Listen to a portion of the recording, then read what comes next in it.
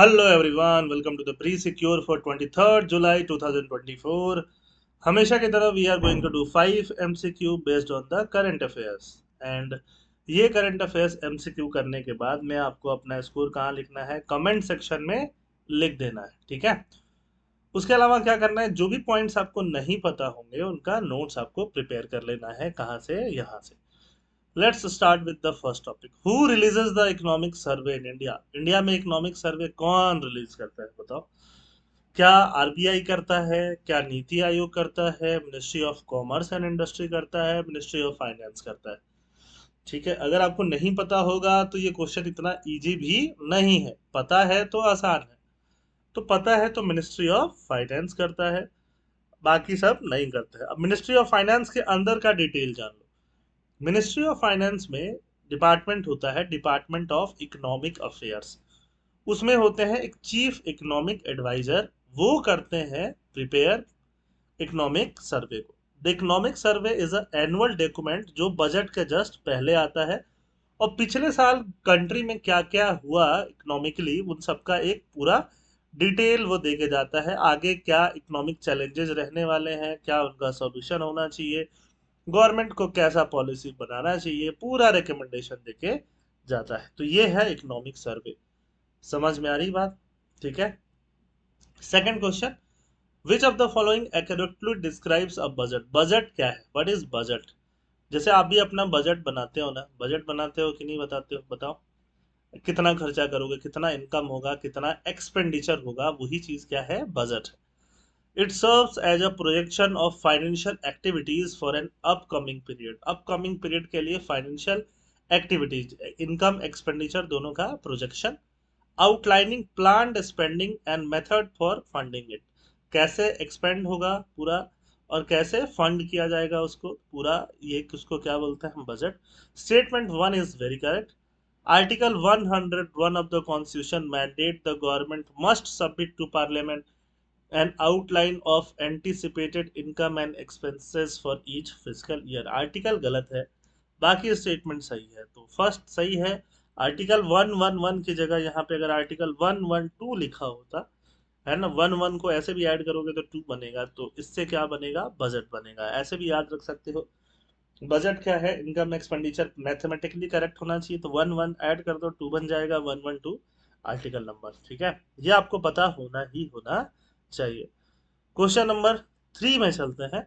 Heat wave क्या है? Heat wave इस साल जितना न्यूज में रहा है ना, मैं ट्रैक कर रहा हूँ लास्ट 9-10 ईयर से न्यूज़पेपर को, इतना ज्यादा हीट वेव कभी भी मैंने न्यूज़पेपर में नहीं देखा है ना। प्रीलिम्स हो, मेंस हो, हर जगह आप एक्सपेक्ट कर सकते हो कि क्वेश्चंस बने कहाँ से? हीट वेव से। Heat wave are prolonged period of excessively hot weather which may be accompanied by the high humidity. High humidity भी साथ में हो सकता है। सही बात है, प्रोलॉन्ग पीरियड के लिए high hot weather. Wet bulb globe temperature. Wet bulb, bulb को वेट कर दो, उससे टेम्परेचर मेजर करो। वेट कर दो मतलब कपड़ा भिगा के गीले कपड़े से रख लो, उसके बाद टेम्परेचर मेजर करो। रूम टेम्परेचर पे गीला कपड़ा होना चाहिए, तो वो जो टेम्परेचर आएगा उसको वेट बल्ब टेम्परेचर कहते हैं। इसको मैंने एक्सप्लेन किया हुआ है पीछे, आप वहां से भी समझ सकते हो। Is use to measure the combined effect of temperature, humidity, wind speed, solar radiation, सब कुछ मेजर हो जाता है। Heat wave can lead to severe health issue जैसे heat stroke, dehydration, cardiovascular problem. ये तो आपको नहीं भी पता होगा तब भी आपको सही मानोगे। 1 और 3 तो ऑब्वियसली सही ही है। इनकरेक्ट पूछा है यहाँ पे, ये हमेशा ध्यान देना। यहाँ पे लोग बहुत गच्चा खा जाते हैं, हम बोलते हैं सर सिली मिस्टेक हो गया। ये सिली मिस्टेक नहीं करना है। First and 3 is definitely going to be correct. तो इनकरेक्ट पूछा है, तो इनकरेक्ट कितने हो सकते हैं? इनकरेक्ट वो देखते हैं। According to world meteorological organization, a heat wave is defined when temperature exceed 35 for at least 5 consecutive day.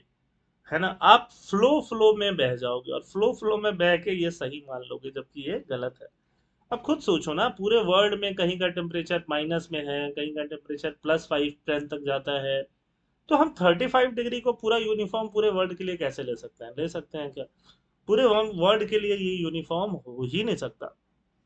Fourth वाला गलत है, बाकी सारे स्टेटमेंट सही है, तो only one answer is third का ए।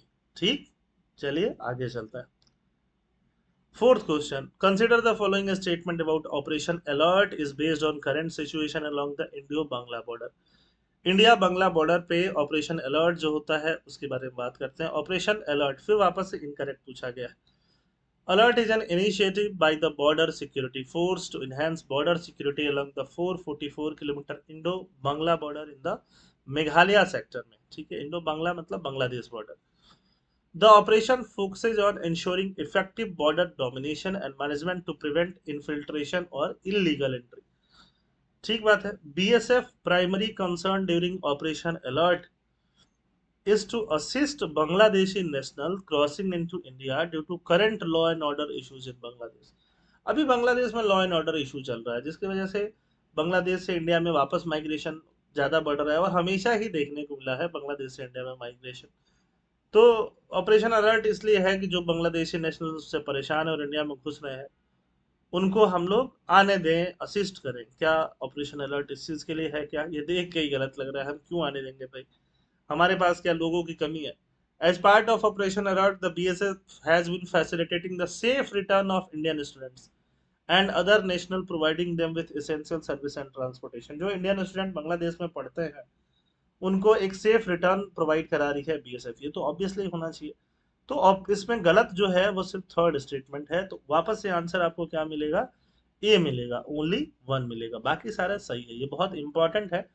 बांग्लादेश में जो पॉलिटिकल क्राइसिस चल रही है उसके रिगार्डिंग या फिर जो भी क्राइसिस चल रही है आप बोलोगे, है ना, उसके रिगार्डिंग ये बहुत ऑपरेशन अलर्ट इंपॉर्टेंट हो जाता है प्रीलिम्स के लिए बहुत ज़्यादा. Question number 5. Consider the following statement about economic survey. Economic survey आ गया है. It is a more than 400 page document है ना. 414 पेज का डॉक्यूमेंट है. इसको अभी मैं पढ़ रहा हूँ धीरे धीरे और धीरे धीरे पढ़ के इसके PPTs बना रहा हूँ. 2-3 दिन के अंदर ही मैं आपके सामने इकोनॉमिक सर्वे लेके आऊंगा. इतने ज़्यादा पेजेस होते हैं उसको अच्छे से पढ़ के नोट्स बनाने में, PPT बनाने में टाइम लगता है. ठीक है, 2-3 घंटे में करना पॉसिबल नहीं है. वो तो व्यूज़ के लिए कर लिया जाए अलग बात है. Consider the following statement about economic survey. Unemployment rate declined to 3.2% overall and 6.7 in urban areas. ऐसा इकोनॉमिक सर्वे बोलता है. Service sector contributes 55% to gross value added. ठीक है, सर्विस सेक्टर इतना ऐड करता है. टोटल 100% में 55% किसका होता है? सर्विस सेक्टर का. फिर मैन्युफैक्चरिंग सेक्टर और कौन आएगा आपका? प्राइमरी सेक्टर जिसमें एग्रीकल्चर और एलाइड सर्विसेज आती हैं. जितना भी इंस्टॉल्ड इलेक्ट्रिकल जनरेशन कैपेसिटी है इंडिया में 45.4% कहाँ से आता है? Non fossil fuel. मतलब इसके लिए फॉसिल फ्यूल को जलाना नहीं पड़ता है. सोचो, तो ये तीनों स्टेटमेंट सही हैं जो दिए हुए हैं. ऑल ऑफ द अबव ये डायरेक्टली इकोनॉमिक सर्वे के ही स्टेटमेंट्स हैं.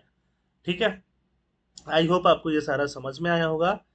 तो इसके बाद आप कमेंट सेक्शन में आप अपने स्कोर जरूर लिखिए. PDF कहाँ मिलेगा? टेलीग्राम सेक्शन पे. Thank you. जय हिंद.